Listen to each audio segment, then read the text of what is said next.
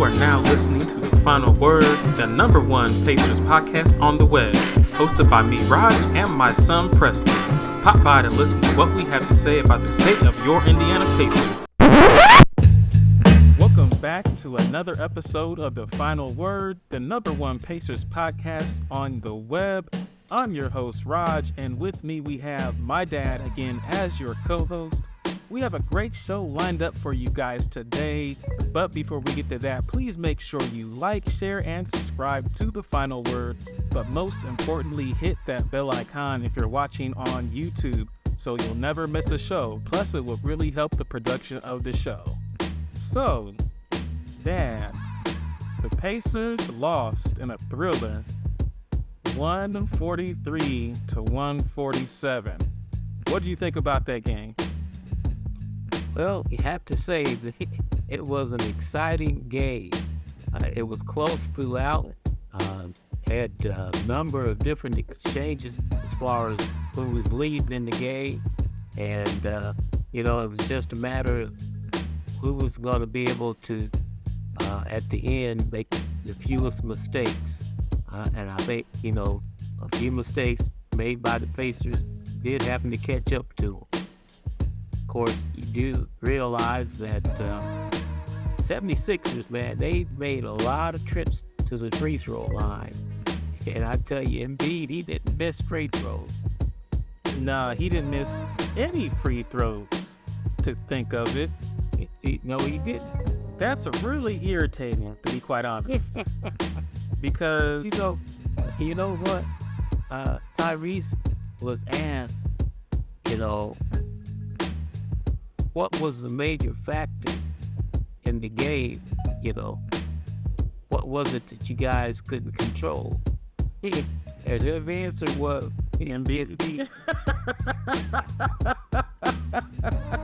I mean, you just gotta give him props. Yeah. You think about it, James Harden is the point guard, and he's actually being more of a point guard, although he's a scorer. But the bottom line is Embiid is what makes everything click. Yeah, we had three centers that did a decent job against him. I mean, I don't know anybody else in the NBA that could stop him. Not even Giannis can't stop him. But the bottom line is when he's on, everybody's clicking, and that was another key that the whole team, everybody contributed on both teams, as a matter of fact. Right. And so that's why we had such a high-scoring game. We had, I think, some good defensive pressure by the Pacers now. But, once again, they have good pressure, but occasionally, just as always been, there's those loose balls. The ball gets loose and they just can't seem to get their hands on it. Right. They seem to get it locked down. Yeah, they get the butterfingers or make a bad turnover, or it's basically gonna happen. I mean, it's a stressful game. People are looking at them. They're playing against the 76ers. Miles Turner definitely always has pressure on him when he plays Joel Embiid. Apparently they haven't played in the last 2 years against each other, so this is the first time in the last 2 years. But Joel Embiid has made it known that he has no problem with Miles Turner before in the past, so I'm sure he wanted to, kind of change the narrative on him with that. But speaking of Joel Embiid, yes, he is definitely an all-star. Some would consider him a superstar.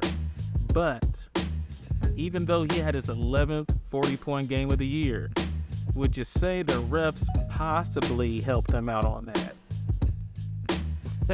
Well, I know a lot of people would say that, and depending on who's a fan you are, you might not think so. But I think, he just gets so much respect for what he does. And like I say, physically, he's just a monster. So, it's hard for people to deal with him, and they're going to have to foul him. They're going to have to put bodies on him to try and stop him and slow him down. And once again, he has a good touch, too. for a big guy. Yes, he has extremely good touch for a big guy. And you say they're going to have to foul him, but does that really even matter? Because he just goes to the free throw line and knocks them down. So it's like, that's what it's so irritating. It's like Shaq back in the day. Well, You stop Shaq, you put him at the free throw line, he's 60% chance he hits or something like that. With this guy, it's like, he wasn't even, his percentage wasn't even that high. Not Shaq. I thought it was, I think it was at least 60. I don't know. Maybe it wasn't that good. Maybe I barely. Shaq was weak. But anyway, but the thing about Embiid, though, is if you don't foul him, he'll score anyway. Yeah. You're probably better off putting him at the free throw line. Yeah, make him earn it, I guess. But the problem with making him earn it, it hurts us as well. So. Well, the problem is he keeps earning it. Yeah, he does keep earning it. Goodness. It's so irritating that he's that good. I guess I would be upset if he was on our team. But, yeah. And then he's James Harden. He, once again, is a point guard. He knows how to get to the free throw line. He sets people up. He sets them up to foul him. He knows when they put their hand in the wrong place. Okay, it's time to get the whistle. So he's gonna go to him. And if you don't play him tight enough, he'll raise up and get threes on you. So, we're talking about two real weapons. Yeah. They sort of keep everything else tuned and in line. Yeah, definitely. That's for sure. But the Pacers, they actually did a good job. Now, I'm starting to wonder, would you say the Pacers play up and down to the competition they're playing against as of lately? Because that's what it appears to me. Well, I'd say this. The one thing about the Pacers is they will beat people because of team play. They're not an overpowering. They don't have any overpowering players. I mean, even Tyrese is not an overpowering player. He just understands the game and knows how to position things where he can get passes off to people and he can get his shot off. So, but as you look at the Pacers, just like you look at Buddy, Buddy hustles, he plays hard, but there's times when he can't get his shot going. If he can't get his shot going, once again, he's got to get in a position to get his shot off. Now, he doesn't force his shots, which is a good thing, but that means then there's threes that you don't get. And when he's hitting those threes, it sort of opens things up for other players. I think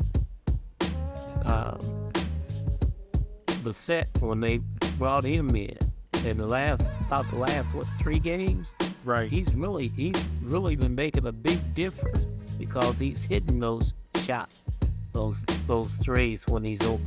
He's getting to the basket, getting the rebound. Yeah. He'll get to the basket every now and then and get a block in there too. So, once again, the Pacers are a team and they'll win because of actually playing the game the way it's supposed to be played. They're not to where they can physically overpower anyone. Yeah, they can't physically overpower anybody, unfortunately, which I would like to see that happen because it seems like if we win, and you've noticed this obviously. Hey guys, we hope you've enjoyed this podcast snippet. If you'd like to continue the conversation with Preston and I, just click on the next video. But always be sure to like, share, subscribe, and hit that bell icon so you'll be automatically notified each time we release a new episode. But until then, Martin says... Hey!